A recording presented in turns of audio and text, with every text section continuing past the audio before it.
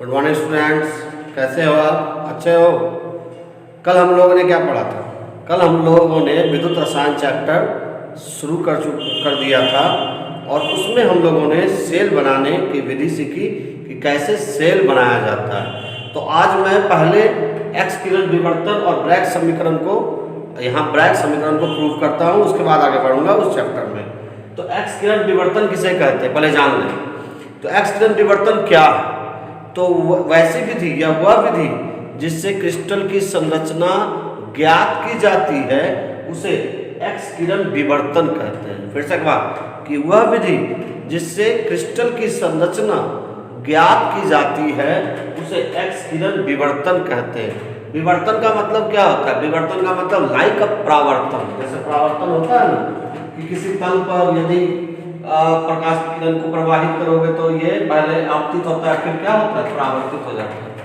तो ये जो है ये आपतित किरणें हैं और ये जो होता है वो विवर्तित किरणें होती हैं, वह लाइक परावर्तित किरणें हैं। तो यहाँ एक्स किरण विवर्तन जो है वो क्या है जान लो कि एक्स किरण विवर्तन किसे कहते हैं कि वह विधि या वैसी विधि जिससे क्रिस्टल का संरचना ज्ञात किया जाता है उसे एक्स किरण विवर्तन कहते हैं। अब आते हैं हम लोग ब्रैग समीकरण में। ब्रैग समीकरण क्या है ना? वैसे ये सब जो समीकरण है वो आपको 12 में नहीं पढ़ने हैं, बिहार बोर्ड में। दूसरे बोर्ड में पढ़ने हो सकते हैं लेकिन बिहार बोर्ड में नहीं पढ़ने। तो ब्रैग समीकरण जो है वो क्या है? ब्रैग समीकरण। तो ब्रैग जो थे, ब्रैग ऐसा नहीं कि एक ही आदमी, दो आदमी थे। एक का नाम था WH ब्रैग, WH ब्रैग, और उन्हीं के बेटे थे, है ना, उनके ही बेटे थे जिनका नाम था WL ब्रैग, WL ब्रैग। यानी पहला का नाम था W, यानी बाप का नाम था, पिताजी का नाम था WH ब्रैग और पुत्र जी का नाम था WL ब्रैग। तो WH ब्रैग क्या था?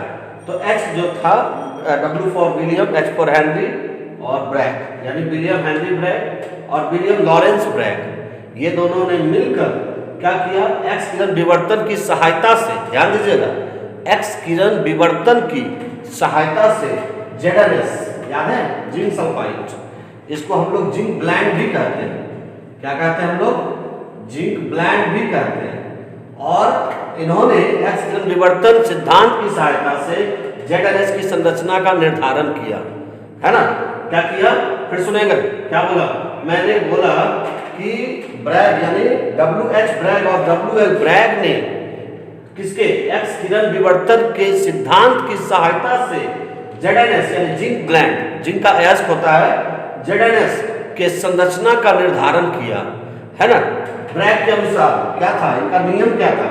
तो ब्रैग के अनुसार यह नियम क्या था कि तरंगों का पथांतर मैं बताऊंगा अभी कुछ देर में कि तरंगों का पथांतर उसके तरंगदैर्घ्य के पूर्ण गुणक होता है। फिर से सुने एक बात, क्या बोला मैंने कि तरंगों का पथांतर, है ना, यदि तरंग अलग अलग परत में हो तब, यदि एक परत, दूसरा परत, तीसरा परत, क्रिस्टल में तो परत होता है ना। तो यहाँ पर क्या बोला मैंने? ध्यान दीजिएगा कि तरंगों का पथांतर उसके तरंगदैर्घ्य का पूर्ण गुणक होता है। पूर्ण गुणक मतलब जैसे 1 2 0 1 2 3 4 ऐसे। फिर से सुने एक बार, क्या बोला मैंने बोला कि ब्रैग समीकरण क्या है? ब्रैग समीकरण तो अभी चर्चा करेंगे। फिलहाल ब्रैग ने क्या किया? WH ब्रैग और WL ब्रैग ने दोनों ने मिलकर एक्स किरण विवर्तन की सहायता से जिंक सल्फाइड यानी जिंक ब्लैंड के संरचना का निर्धारण किया और उन्होंने एक नियम दिया। वो नियम यह था कि तरंगों का पथांतर उसके तरंगदैर्घ्य के क्या पूर्ण गुणक होता है। फिर सुने एक बार, आखिरी बार सुने फिर आगे बढ़ेंगे। तो फिर से सुने कि तरंगों का पथांतर उसके तरंगदैर्घ्य के पूर्ण गुणक होता है और उसी के आधार पर उन्होंने एक समीकरण निकाला जो था n लैम्डा बराबर 2d sine theta. n lambda बराबर क्या? 2d sine theta. इसी को तो प्रूफ करना है कि नहीं? क्या था? n लैम्डा बराबर 2d साइन थीटा। n क्या है? जहां n है पूर्णांक, है ना। लैम्डा क्या है? तरंगदैर्घ्य, लैम्डा क्या है? तरंगदैर्घ्य। आपको दिख रहा होगा, फुल फिजिक्स है भाई, फुल फिजिक्स है ना। डी क्या है? परतों के बीच की दूरी, परतों के क्या? बीच की दूरी, और थीटा है कोण, है ना। तो चलिए एक बार मैं फिर बता देता हूं आपको, एक्स किरण विवर्तन किसे कहते हैं? तो वह विधि जिससे क्रिस्टल की संरचना ज्ञात की जाती है उसे एक्स किरण विवर्तन कहते हैं। हो गया।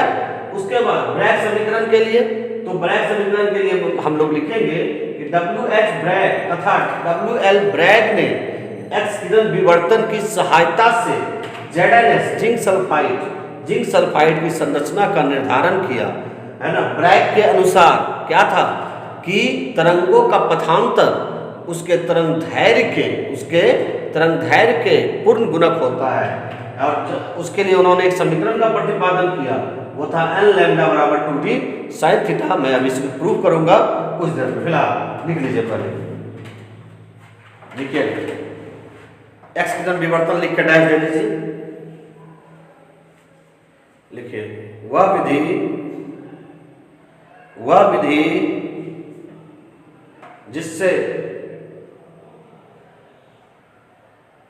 जिससे क्रिस्टल की संरचना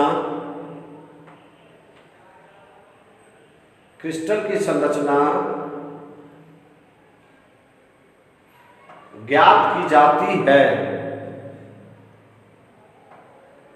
क्रिस्टल की संरचना ज्ञात की जाती है, उसे एक्स किरण विवर्तन कहते हैं। उसे एक्स किरण विवर्तन कहते हैं।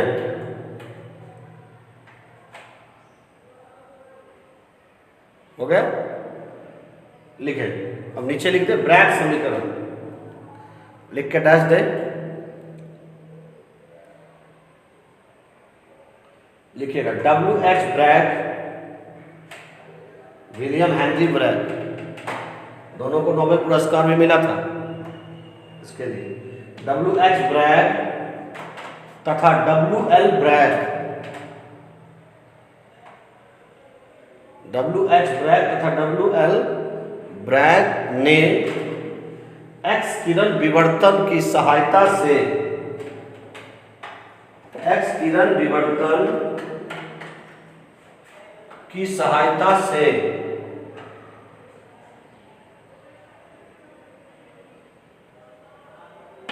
ZnS जिंक ब्लेंड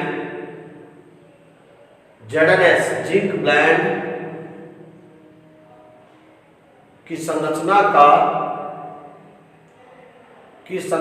का निर्धारण किया।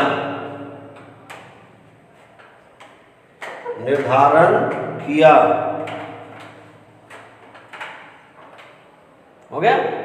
लिखिएगा लाइन चेंज करके, ब्रैग के अनुसार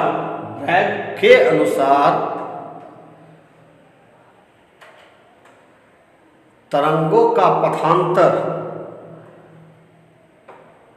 ऐसे इसमें होगा कंस्ट्रक्टिव इंटरफेरेंस, फिजिक्स में पढ़े होंगे, डिस्ट्रक्टिव इंटरफेरेंस और कंस्ट्रक्टिव इंटरफेरेंस। याद है? कुछ नहीं, चलो कोई बात नहीं, वो फिजिक्स में अपना पढ़ना। क्या बोला मैंने कि ब्रैग के अनुसार तरंगों का पथांतर उसके तरंगदैर्घ्य, शुद्ध तो वही होता है, उसके तरंगदैर्घ्य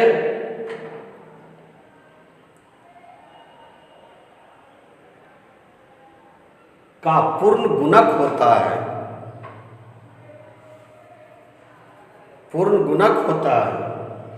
लाइन चेंज कर दीजिए। इसके लिए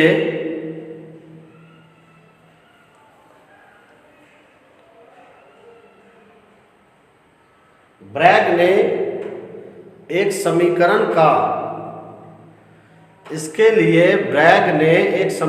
का प्रतिपादन किया। इसे ब्रैग समीकरण कहते हैं। कॉपी कर लीजिए जल्दी से। जल्दी कॉपी कर लीजिए, तब तक मैं इंक डाल लूँ और फिर देखता हूँ क्या हो सकता है।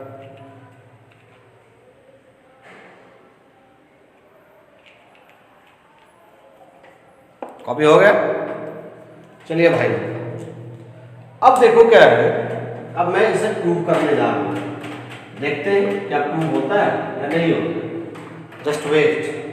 तो प्रूव क्या करना है हमको, साबित क्या करना है कि तो एल लैम्डा बराबर 2d साइन थीटा। क्या है, एल लैम्डा बराबर 2d साइन थीटा। इसको हमको प्रूव करना है। कैसे करेंगे हम प्रूव? तो उसके लिए ब्रैग जो कि इस समीकरण का प्रतिपादन किया, तो ब्रैग ने क्या किया, एक्स किरण का उपयोग किया। क्यों एक्स किरण का किया? क्योंकि इसका जो वेवलेंथ होता है, तरंगदैर्घ्य होता है, वो कम होता है और इसकी भेदन क्षमता जो होती है वो बहुत अधिक होती है। तब उन्होंने क्या किया कि क्रिस्टल के सतह पर एक्स किरण को प्रवाहित किया, यानी आपतित किया। देखेंगे हम लोग। तो हम लोग क्या जानते हैं कि जो क्रिस्टल होता है, तो क्रिस्टल में जितने परमाणु होते हैं, ये सब देखो परमाणु एक क्रम में व्यवस्थित रहते हैं, इधर उधर बढ़ के नहीं रहते हैं। ये देखो, है ना, एक क्रम में क्या रहते हैं, व्यवस्थित रहते हैं। ये देखो, ये नीचे मैं दे रहा हूं क्योंकि जो क्रिस्टल होते हैं वो परतों में विभक्त होते हैं। ये पहला परत हुआ, ये दूसरा परत हो रहा है, ये तीसरा परत हो रहा है। जितने परत दे सकते हो, ये तीसरा परत हो रहा है, ये चौथा परत हो रहा है, और धीरे धीरे परतों की संख्या क्या होती जाएगी, बढ़ती चली जाएगी। तो इसमें क्या किया, ब्रैग साहब ने क्या किया कि एक्स किरण का को प्रवाहित किया। किस पर? तो पहले लेयर पर, यानी पहले एक किरण को, एक्स किरण को प्रवाहित किया। कहाँ? इस पर। अब क्या हुआ, जो एक्स किरण है, यानी एक जो किरण है एक्स किरण का, वो ये परमाणु से टकरा कर क्या हो गया, परावर्तित हो गया। एक्चुअल में परावर्तित बोलते हैं, लेकिन यहाँ पे बोलेंगे हम लोग क्या, विवर्तित हो गया, है ना। तो ये जो है, ध्यान दीजिएगा इधर, ये पहला देखो, ये क्रिस्टल का पहला लेयर है, ये पहली परत है क्रिस्टल की, ये पहली परत है ना। और थोड़ा सा एक स्टेप और आगे बढ़ा दो इसको, मैं सबको एक एक स्टेप आगे बढ़ा देता हूँ। तो ये जो है, ये ध्यान दीजिएगा, ये क्रिस्टल का जो है वो पहली परत है। उसके बाद ये जो है, ये क्रिस्टल की क्या है, दूसरी परत है, ये तीसरी परत है ना। और परमाणु जो है वो बिखरे से है, इधर उधर फैले हुए हैं।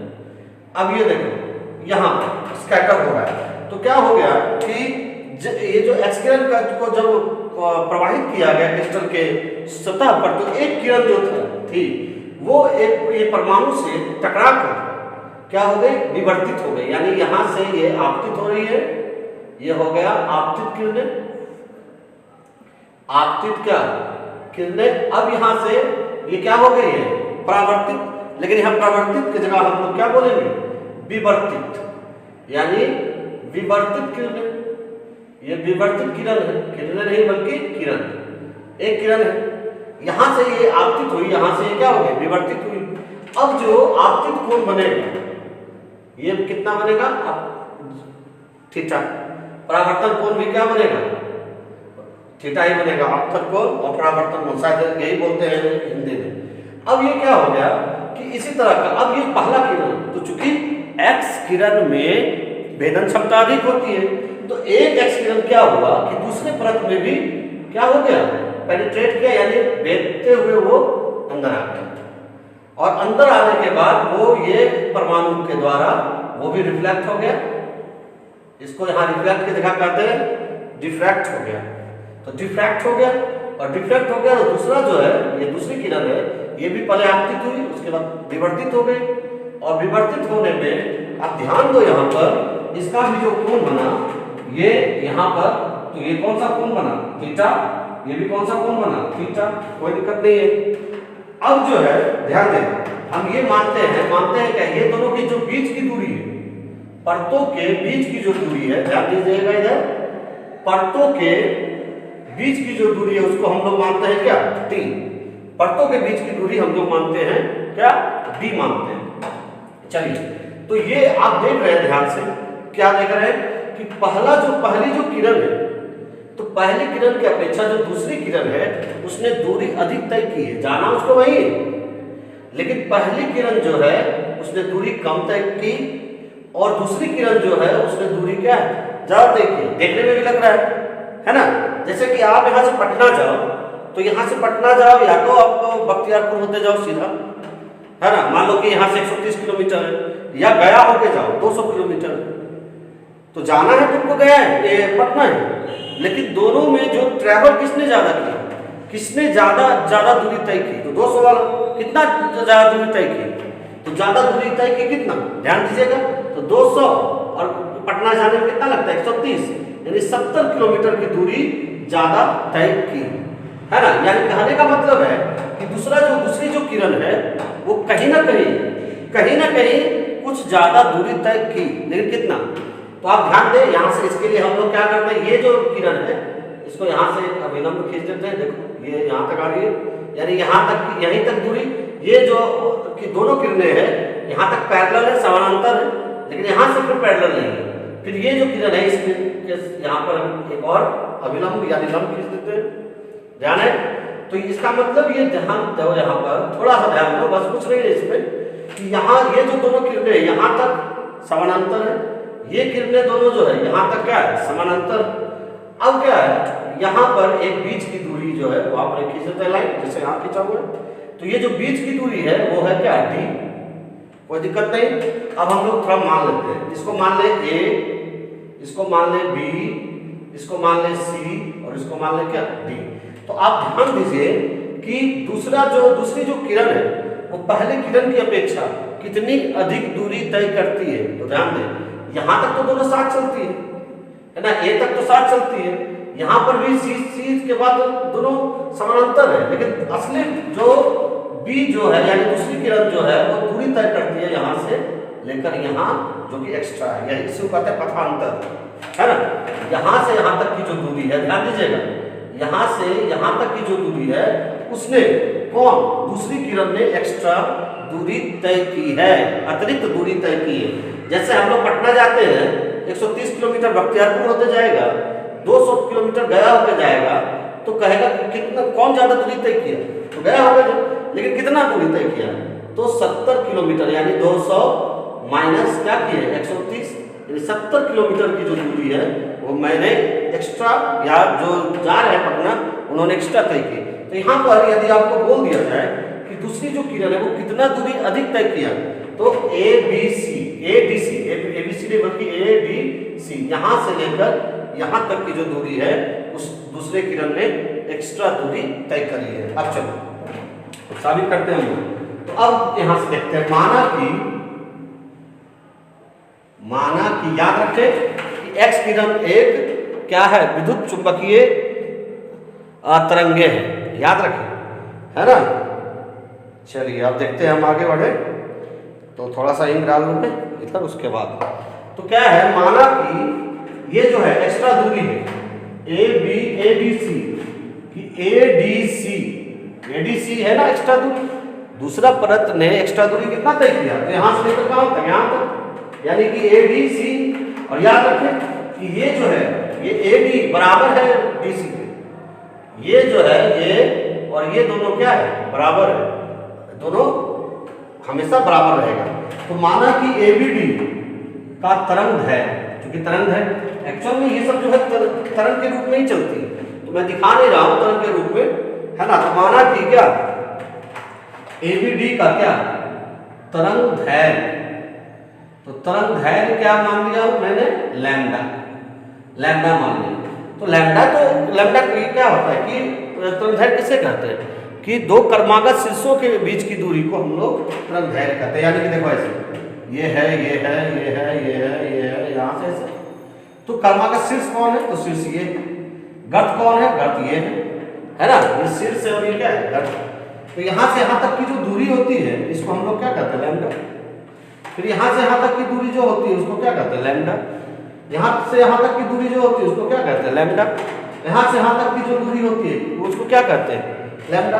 तो ये थोड़ी खाली लैम्डा है, ये कुल मिलाकर ये कितने शीर्ष और कितने गर्त है, तो मान लो शीर्ष तो 4 शीर्ष है, तो इसकी दूरी कितनी हो गई, इसका तरंग दैर्घ्य कितना हो गया 4 लैम्डा। हुआ ना। उसी तरह से ABC जो है, ये जो देख रहे हो, ये ABC, इसमें ऐसे तरंग चल रही होगी ना। अब इसमें जो है कि ये शीर्ष जो है वो कितने शीर्ष है पता ही नहीं है, तो हम यहाँ पर लिख देते हैं ABD का तरंग दैर्घ्य क्या, n लैम्डा। n मतलब हो गया कि हम मान के चल रहे हैं कि उसमें शीर्ष की संख्या या गर्त की संख्या क्या है।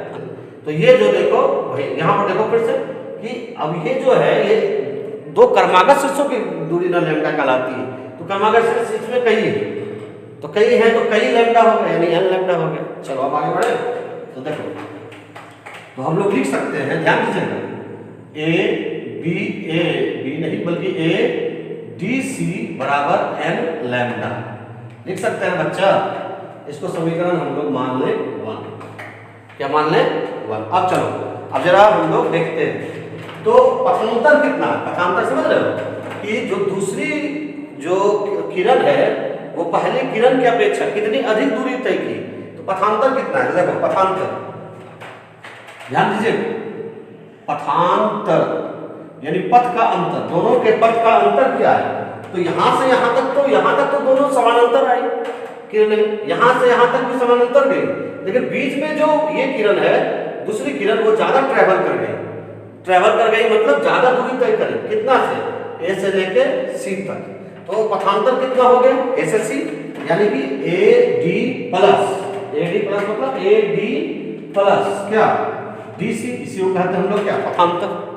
बात समझ में, पथांतर का मतलब समझे, इसका और इसके पथ का कितना अंतर है। यानी यहाँ से हम पटना गए, तो पटना जाने में हम बख्तियारपुर से लगा 130 किलोमीटर और गया से होकर जाने में लगा 200 किलोमीटर। तो दोनों का पथांतर कितना था, तो क्या किए हम, 200 माइनस 130 किए, 70 किलोमीटर पथांतर था, यानी पथ का अंतर था। तो ये पहली किरण जो चली और दूसरी किरण जो चली, तो दोनों के बीच का जो पथांतर है, पथ का अंतर है, वो कितना है, तो A से लेकर C तक है। तो AD प्लस क्या, DC लिख सकते हैं ना। तो AC प्लस क्या हो गया, DC। तो पथांतर क्या है, टोटल पथांतर है ADC। तो ADC बराबर क्या हो गया, AD प्लस क्या, DC। AD plus DC। बात समझे। अब बोलो सर ये ADC कहाँ से लिखे, देखो ABC है ना, तो ADC बराबर क्या होगा, AD प्लस DC। चलो हो गया। तो अब चलो, अब जरा ध्यान से आगे बढ़े। तो त्रिभुज देखेगा, त्रिभुज कौन, यहां ध्यान दो, ADB में ये देखो समकोण त्रिभुज है ना, ये भी समकोण त्रिभुज है कि नहीं। तो ऐसे लिख सकते हो, त्रिभुज क्या, BAD में, उल्टा हो जाएगा ना यहाँ। अब पहले जान लो ये थीटा है, ये कोण कितना होगा, पहले थोड़ा सा देख लेते हैं हम लोग। ये त्रिभुज है, ध्यान दें, ये देखो त्रिभुज है इस तरह का, है कि नहीं। उसमें से ये समकोण त्रिभुज है, ये वाला समकोण त्रिभुज है, सेम वही है। एक कोण का नाम हमने रखा B, दूसरे का नाम रखा A और तीसरे का नाम रखा क्या, D। और उसके नीचे एक परत है, इस तरह से लगी हुई है ना परत, ये वाला देखो। तो ये थीटा है, तो ये एंगल कितना होगा, ये वाला बीच का एंगल कितना होगा, बता सकते हो। तो देखो मैं बताऊं, यदि नहीं जानते हो तो ये टोटल जो है यहां से यहां तक टोटल वो कितना है, 90 डिग्री है। बात समझ रहे हो, यहां से यहां तक जो कोण है वो कितना है, 90 डिग्री है। तो 90 डिग्री में ये थीटा कोण है, ये हमको पता है, ये थीटा कोण है। तो ये कोण कितना होगा, ये कोण तो हो जाएगा 90 माइनस थीटा। नहीं समझे बात को। देखो दो आदमी है, अब दो आदमी को दूरी तय करना, ध्यान दो, ऐसे है और ये देखो ऐसे है। तो दो आदमी है, तो दो आदमी को टोटल दूरी तय करना है 90 किलोमीटर, 90 किलोमीटर। उसमें से ये वाला जो आदमी है, ये आदमी वो 30 किलोमीटर दूरी तय कर लिया। तो ये वाला आदमी कितना दूरी तय करेगा, तो 90 माइनस 30 यही दूरी तय करेगा ना। या ऐसे भी कर सकते हो, ये x दूरी तय कर लिया, पहला जो है आदमी वो x दूरी तय कर लिया, तो दूसरा आदमी कितना दूरी तय करेगा। तो चूंकि टोटल 90 है, तो 90 में से x को क्या करेंगे, घटाएंगे, 90 माइनस क्या हो गया, x। अब चलो ध्यान दीजिएगा, ये हो गया। तो ये वाला जो है वो आपका थीटा है, तो ये वाला जो एंगल होगा वो होगा 90 माइनस थीटा, होगा ना। 90 माइनस क्या होगा, थीटा होगा। तो ये 90 माइनस थीटा है, तो ये कौन सा कोण हो जाएगा, थीटा नहीं, ये 90 माइनस थीटा, तो जो बचा वही ना, कौन बचा, यानी 90, ये थीटा, तो 90 माइनस थीटा त्रिभुज में। तो ये हो गया आपका क्या, ध्यान देगा। अब आगे हम लोग बढ़े तो क्या हो गया, ये क्या है ABC, ये हो गया त्रिभुज। अब हम लोग लेते हैं ABD में, त्रिभुज कौन, ABD में, देख रहे हो। तो साइन थीटा, तो साइन थीटा बराबर क्या होता है, लंब बटे कर्व, लंब बटे क्या, कर्व। तो लंब कौन है, थीटा के लिए लंब कौन है, तो ये है कि नहीं, कर्व कौन है, ये है। तो लिख देते हैं लंब कौन, कितना हो गया, लंब हो गया AD बटे क्या हो गया, ये कर्व कौन है, ये है बीच वाला, तो क्या हो गया BD। इतना तो जानते ही होंगे कि लंब कौन है, लंब है कौन AD और कर्व कौन है BD। तो साइन थीटा बराबर क्या हो गया, लंब बटे कर्व, यानी AD बटे क्या BD। तब चलो ध्यान दो, साइन थीटा बराबर AD रह गया। अब जो BD है, BD को क्या माने हुए हम, देखो BD को हम लोग D माने हुए है कि नहीं, BD को हम लोग D माने हुए, तो हो गया D, हो गया। तो चलो अब हो गया, तो ये AD बराबर क्या हुआ, ये दोनों गुना हो गया, AD बराबर क्या हुआ, ये दोनों गुना हुआ, तो AD बराबर हो गया D साइन थीटा। बात समझे, फिर सुनो क्या है, त्रिभुज कौन से ABD में, तो जो है साइन थीटा बराबर क्या होता है, लंब बटा कर्व। तो लंब कौन है, लंब है AD, तो हो गया क्या AD, और कर्व कौन है, कौन है आपका ये BD। तो लंब बटे कर्व हो गया, तो साइन थीटा बराबर AD बटे क्या हो गया BD। तो चलो अब ये हो गया, ध्यान दीजिएगा। तो साइन थीटा, अब त्रिभुज, दूसरा त्रिभुज ले रहे हैं हम लोग, त्रिभुज ध्यान दीजिएगा, त्रिभुज कौन, ये वाला, ये देख रहे हो, ये वाला त्रिभुज, ये यानी ये हो गया थीटा कोण, तो ये भी तो थीटे कोण होगा ना। तो ये देखो ये वाला, अब हम ये वाला निकाल चुके हैं यहाँ। अब ये वाला जो है, ये वाला एंगल हम लोग ड्रॉ करेंगे।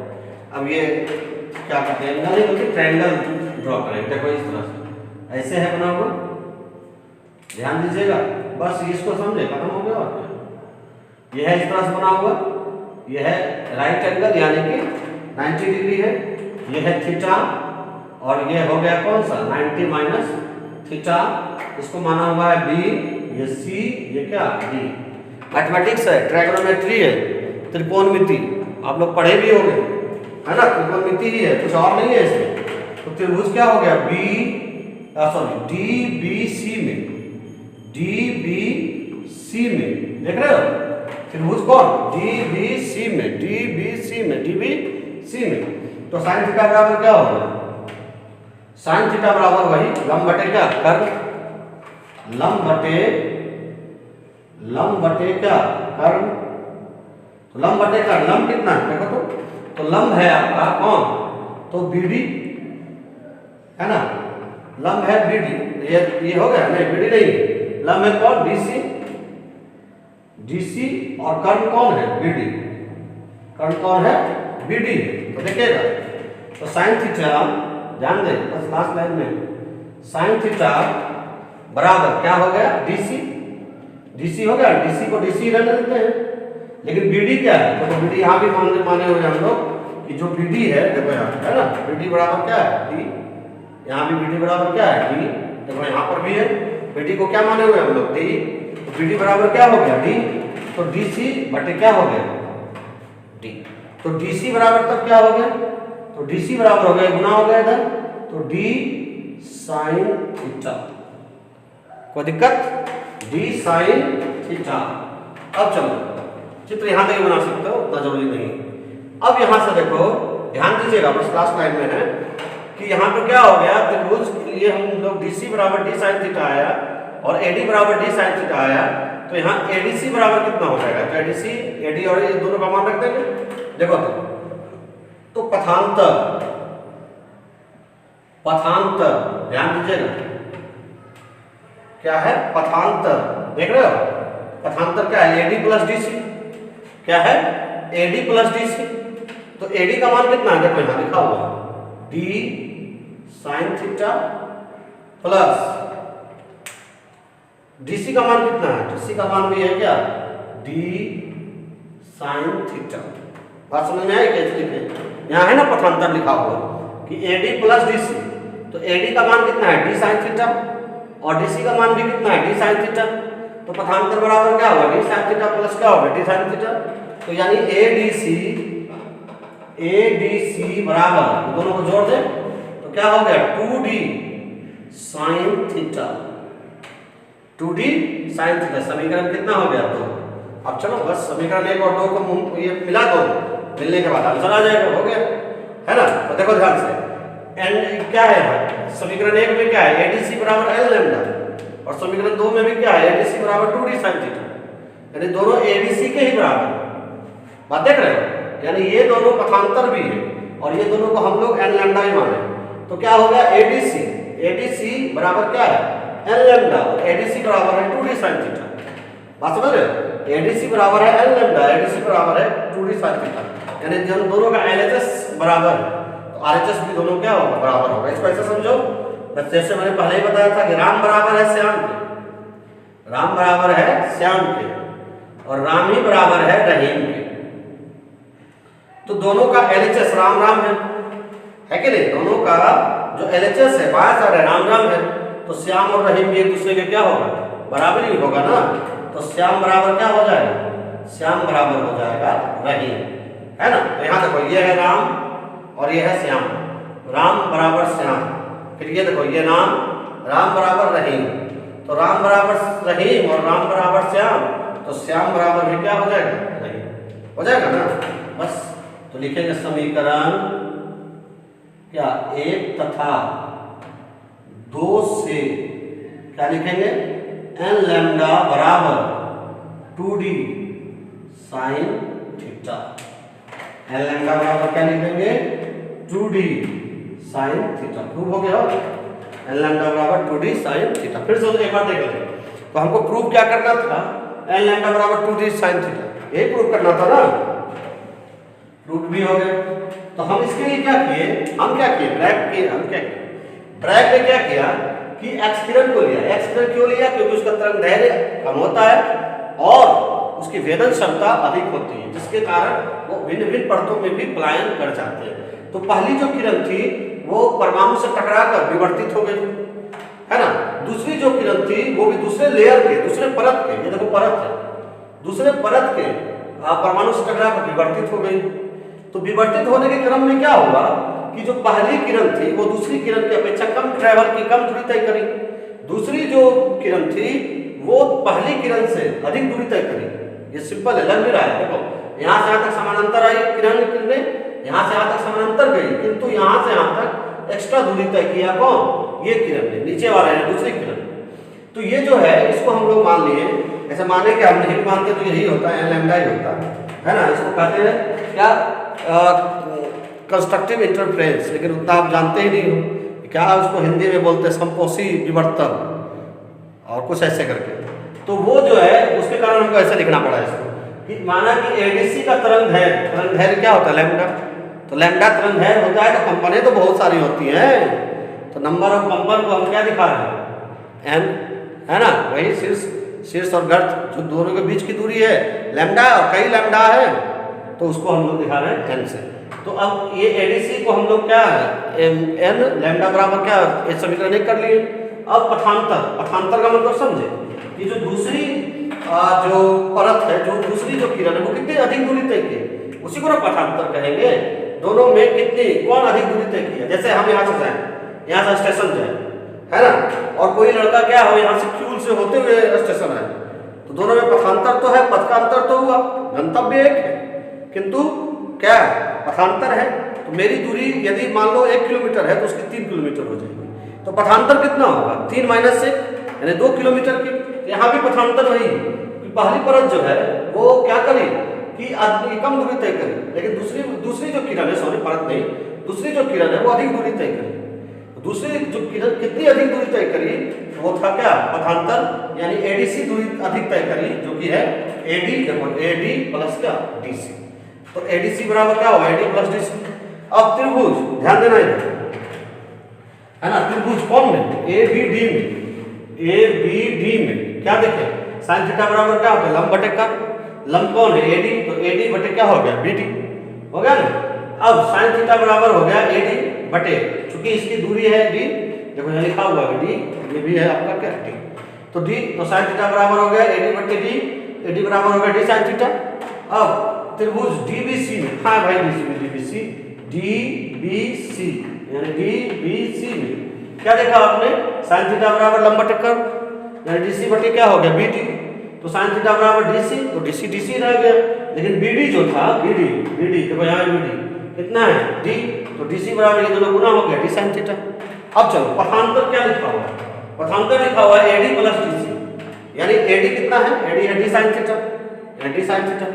उसके बाद डीसी है कितना, D sine theta, D sine theta, जोड़ दिए दोनों को कितना हो गया 2d साइन थीटा, यानी एडीसी बराबर हो गया 2d साइन थीटा। तो समीकरण 1 है, ये समीकरण 2 है, तो समीकरण 2 में ये एडीसी बराबर है n लैम्डा के, यहाँ एडीसी बराबर है 2d साइन थीटा के, दोनों का एलएचएस बराबर है, तो आरएचएस भी क्या होगा, बराबर होगा, साबित हो गया। कॉपी कर दो जल्दी से, जल्दी चित्र जरूर बनाना, चित्र इसका मस्ट है। चलिए हो गया,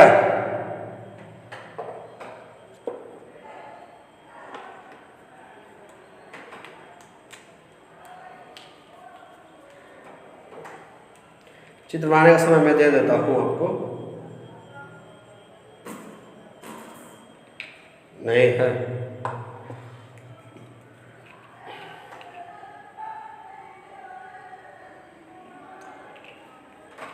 चलिए हो गया, बहुत देर मैंने आपको छोड़ा। अब हम लोग, ये था ठोस अवस्था का, ये ठोस अवस्था का था, ऐसे मैं बार बार बता रहा हूँ, ये 12 में पढ़ने का, बिहार बोर्ड में पढ़ने का नहीं, दूसरा बोर्ड में पढ़ने का हो सकता है, किंतु बिहार बोर्ड में ये नहीं है दिया हुआ सिलेबस में, लेकिन फिर भी मैंने एक्स्ट्रा पढ़ाया इसको। अब ऐसा नहीं है, हो सकता है ऑब्जेक्टिव आ जाए इससे, ऐसा भी नहीं, जैसे जैसे ब्रेक समीकरण निम्नलिखित में है 2d साइन थीटा, है ना, उसमें कोई दिक्कत नहीं, वो दे भी देता है, और देता है तो आपको याद रखना पड़ेगा। चलिए अब हम लोग पढ़े वही विद्युत रसायन चैप्टर तो है, शुरू होता है विद्युत रसायन, इलेक्ट्रो केमिस्ट्री, चैप्टर नंबर 3। अभी आपको मैंने बताया कि जो मैंने पढ़ाया था वो विद्युत रसायन नहीं था, वो ठोस अवस्था था, है ना। अब जो मैं पढ़ा रहा हूँ वो है विद्युत रसायन।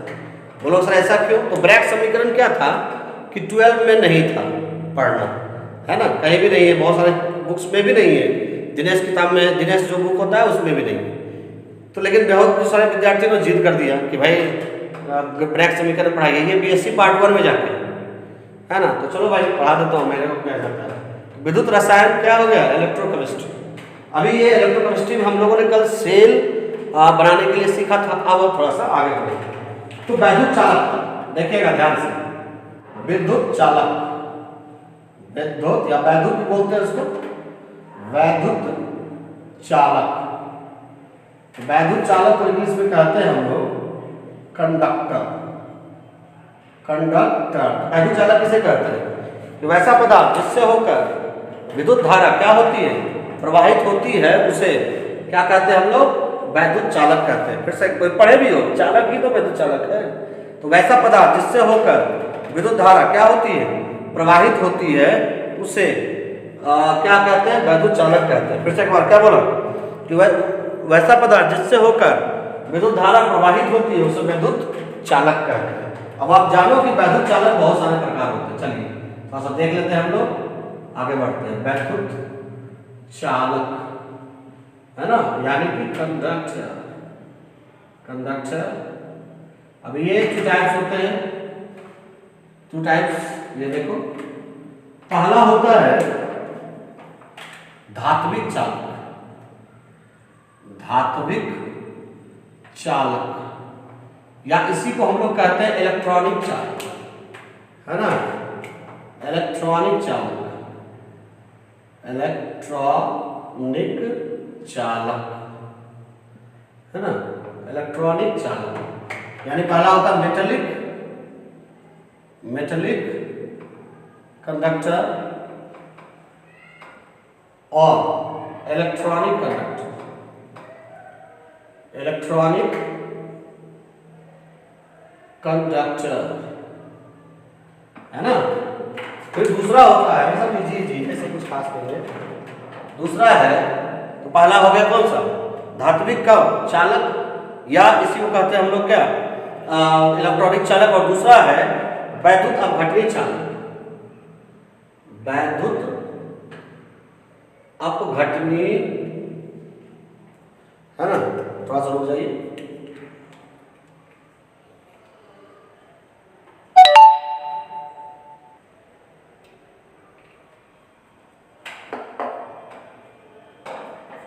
इसका क्या हो गया, वैद्युत अपघटनीय चालक, विद्युत अपघटनीय चालक, जिसको हम लोग कहते हैं इलेक्ट्रोलाइटिक कंडक्टर। इलेक्ट्रोलाइट भी कह सकते हैं, इलेक्ट्रोलाइटिक, है ना, कंडक्टर, कंडक्टर। अब इसको दूसरा नाम भी इसका है, इसको वैद्युत अपघट्य भी कहते हैं, इलेक्ट्रोलाइट, है ना, या इसी को कहते हैं हम लोग वैद्युत अपघट्य। ये नाम काफी प्रचलित है, वैद्युत अपघट्य जो नाम है वो काफी क्या है, प्रचलित है। वैद्युत क्या, अपघट्य, इलेक्ट्रोलाइट, इलेक्ट्रोलाइट। अब ये जो वैद्युत अपघट्य है वो दो प्रकार का होता है। पहला होता है, ध्यान दीजिए, पहला होता है प्रबल विद्युत अपघट्य, प्रबल वैद्युत अपघट्य, है ना, यानी स्ट्रॉन्ग इलेक्ट्रोलाइट। और दूसरा होता है, ध्यान देना है, दूसरा होता है दुर्बल वैद्युत अपघट्य, दुर्बल वैद्युत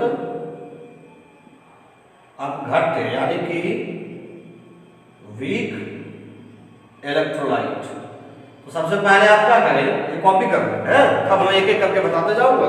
ये फ्लो शीट कहते हैं इसको। ये इस तरह के सजा के यदि बनाओगे ना तो आपको नंबर भी ज्यादा आएंगे। सबसे पहले वैद्युत चालक लिख लें, तब उसके बाद फ्लो शीट बनाए। वैद्युत चालक, है ना, लिखो, पहले फ्लो शीट बना ले, फिर वैद्युत चालक लिखें। फ्लो शीट बना ले, क्योंकि एक ही साथ सब लिखाना शुरू है ना। फ्लो शीट बना ले, फिर वैद्युत चालक लिखो।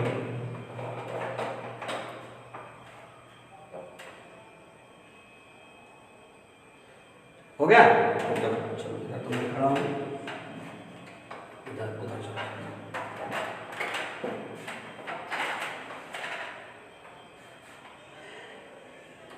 हो गया। तो वैद्युत चालक किसे कहते हैं, आप शुरू से अंत तक मैं एक बार बोल देता हूं विद एग्जाम। वैद्युत चालक किसे कहते हैं, वैसा पदार्थ जिससे होकर विद्युत धारा या वैद्युत धारा का प्रवहन होता है, प्रवहन शुद्ध हिंदी है, यानी प्रवाहित होता है, उसे वैद्युत चालक कहते हैं। फिर से एक बार, वैसा पदार्थ जिससे होकर विद्युत धारा प्रवाहित होता है उसे वैद्युत चालक कहते हैं। कोई भी पदार्थ जिसमें विद्युत धारा प्रवाहित होता है सब वैद्युत चालक कहलाता है। अब ये दो प्रकार के होते हैं, पहला होता है धात्विक चालक या इलेक्ट्रॉनिक चालक, और दूसरा होता है विद्युत अपघटनीय चालक। तो धात्विक चालक या इलेक्ट्रॉनिक चालक किसे कहते हैं, तो ध्यान दीजिए, वैसा पदार्थ जिसमें इलेक्ट्रॉन के गमन के कारण विद्युत धारा का प्रवहन होता है उसे धात्विक चालक या इलेक्ट्रॉनिक चालक कहते हैं। याद रखें, इसका अंतर मैं पढ़ाऊंगा कल, इस दोनों में अंतर। तो क्या बोला मैंने कि वैसा पदार्थ जिसमें इलेक्ट्रॉन के गमन मतलब चलने के कारण, है ना, क्या होता है, विद्युत धारा प्रवाहित होता है या विद्युत धारा का प्रवहन होता है, उसे धात्विक चालक या इलेक्ट्रॉनिक चालक कहते हैं। फिर से बता दूं, क्या बोला मैंने कि वैसा पदार्थ जिसमें इलेक्ट्रॉन के गमन के कारण, गमन मतलब चलने के कारण विद्युत धारा का प्रवाह होता है, उसे धात्विक चालक या इलेक्ट्रॉनिक चालक कहते हैं। हो गया? यानी इसमें ये नहीं कि टूटेगा फूटेगा, कुछ नहीं होगा, ये टूटेगा फूटेगा नहीं, डायरेक्ट इलेक्ट्रॉन का क्या होगा, गमन होगा, और उसको कहेंगे हम लोग धात्विक चालक या इलेक्ट्रॉनिक चालक। जैसे जो भी जितने भी धातु है इसमें एग्जाम्पल आ सकते हैं, धातु, उपधातु, अधातु नहीं, उपधातु या मिश्र धातु। मिश्र धातु में याद रखें कि दो धातु मिलकर ही बनेंगे मिश्र धातु, ये सब इसके एग्जाम्पल होंगे। उसके बाद क्या हो गया, वैद्युत अपघटनी चालक किसे कहते हैं? तो वैद्युत अपघटनी चालक किसे कहते हैं कि वैसा पदार्थ जिसमें आयन उसमें था इलेक्ट्रॉन, इसमें आयन होगा, आयन के गमन के कारण, गमन मतलब चलने के कारण विद्युत धारा प्रवाहित होता है, उसे वैद्युत अपघटनी चालक कहते हैं। फिर से क्या बोला मैंने कि वैसा पदार्थ जिसमें आयन के गमन के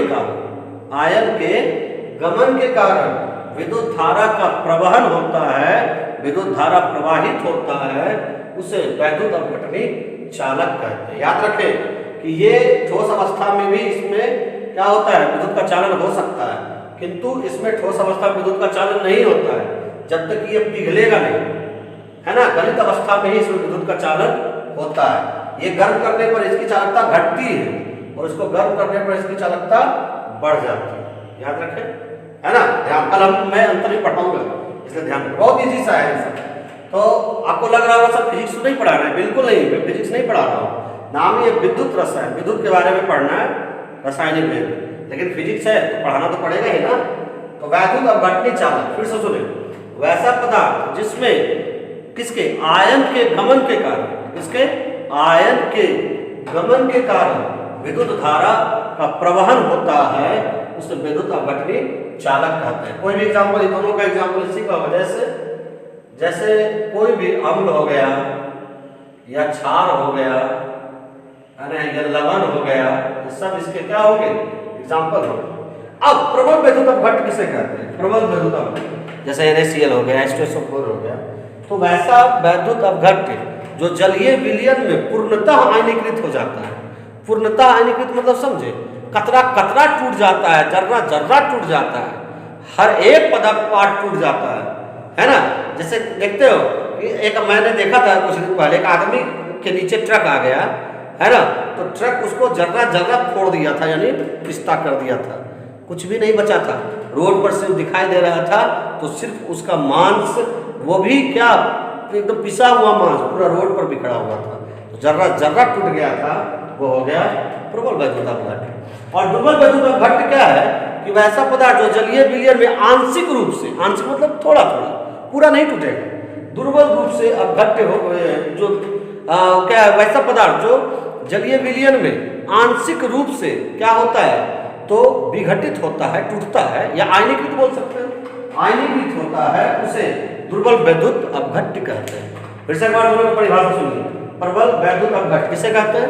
वैसा वैद्युत अपघट्य जो जलीय विलयन में पूर्ण रूप से आयनीकृत हो जाता है। आयनीकृत मतलब आयन में टूट जाता है, जैसे NaCl, तो टूटा आयन में तो क्या हो गया, Na+Cl-, आयनीकृत हो गया, तो पूर्ण रूप से आयनीकृत होता है, उसे कहते हैं प्रबल वैद्युत अपघट्य।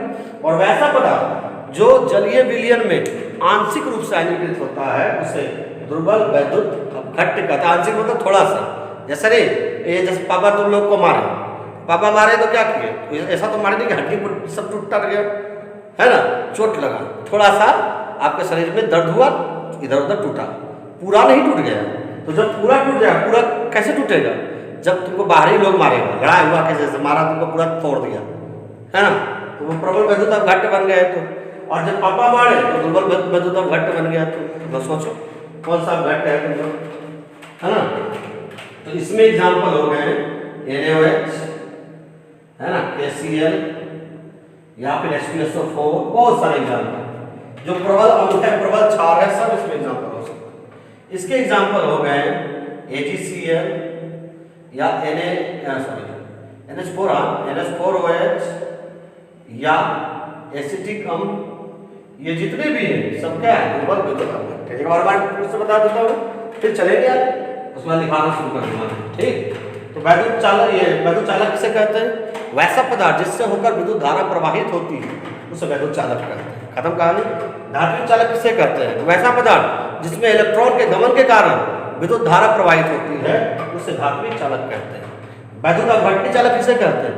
वैसा पदार्थ जिसमें आयन के गमन के कारण, आयन समझ रहे हो, जैसे कि NaCl टूटा तो जो बना, क्या बना? Na+ और Cl-, इसी को तो कहते हैं हम लोग आयन, है कि नहीं? तो ये जो है क्या बोला फिर से? वैद्युत अपघटनी चालक कि वैसा पदार्थ जो जिसमें आयन के गमन के कारण विद्युत धारा का प्रवाहन होता है या प्रवाहित होता है उसे वैद्युत अपघटनी चालक कहते हैं। ये दो प्रकार के होते हैं, प्रबल वैद्युत अपघट और दुर्बल वैद्युत अपघट। तो प्रबल वैद्युत अपघट किसे कहते हैं?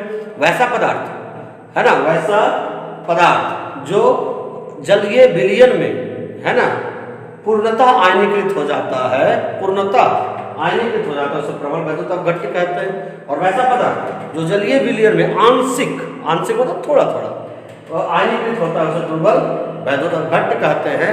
राइट डाउन, लिखिए जरा।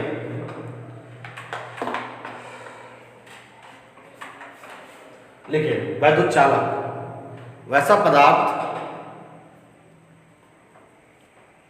वैसा पदार्थ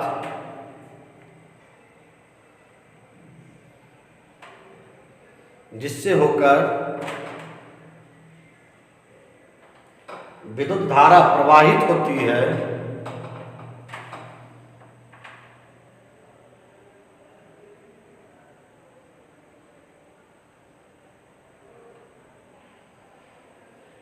उसे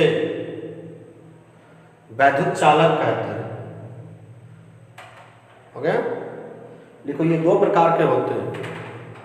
पहला धात्विक चालक,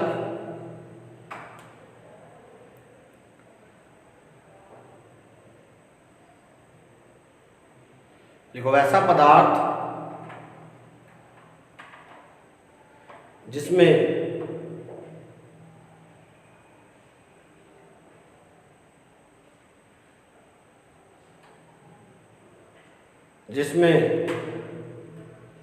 इलेक्ट्रॉन के गमन के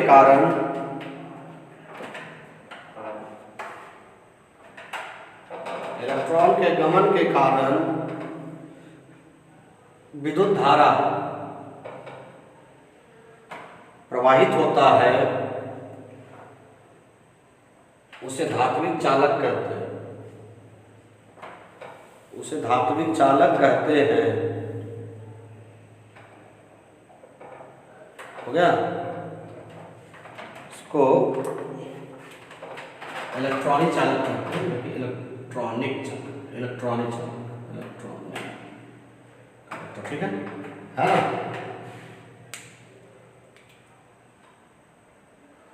लिखे एग्जाम्पल लिखे, धातु मिश्र धातु।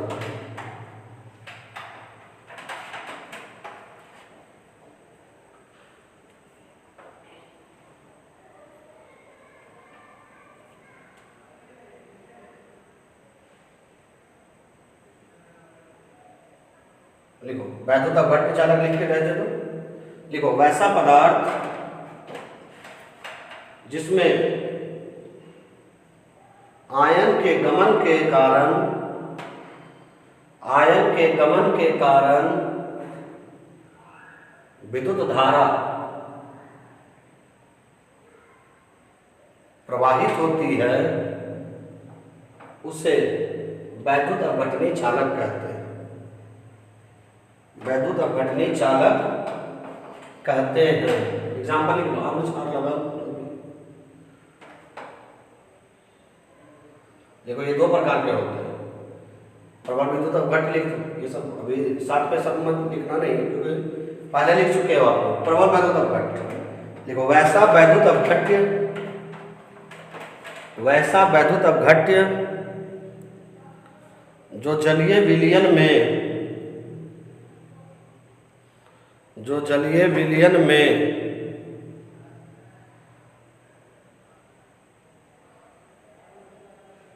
पूर्णतः आयनीकृत हो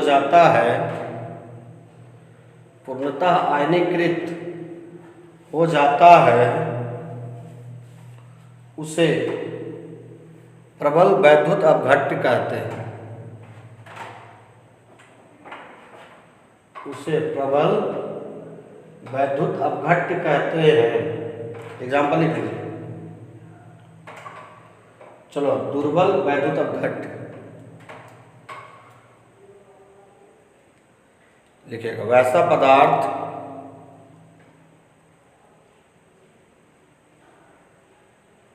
पदार्थ नहीं, वैसा वैद्युत अपघट्य। वैसा वैद्युत अपघट्य जो